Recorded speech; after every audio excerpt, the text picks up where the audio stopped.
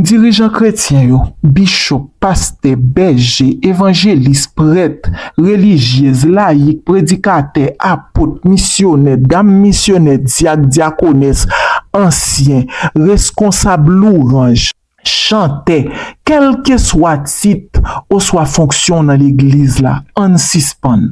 On suspend tout dit fidèle yo. Fait yo fait tout yon miraille Jéricho nous construit, nous craser, nous reconstruit dans l'esprit yo.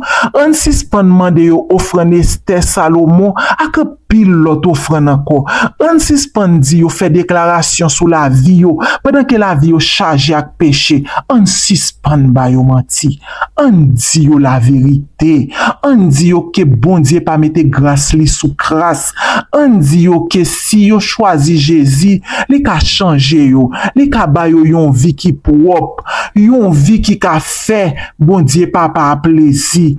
On dit yo qui te péché, on dit yo que nous amise nous apprend tout ça yo gagné à travers offrande nous inventé, ça nous pas ba yo l'évangile là vraiment. On dit yo qui te médisance, mauvais parole, menti, hypocrisie, adultère, fornication, homosexualité, lesbianisme, débauche, raïsab, tout yé moun pas respecter parents yo, abus sous ti moun, kadejak, volo, kidnapping, fait magie, pillage et la trier. On dit yo la vérité. On fait travail nous qui se sauver nam.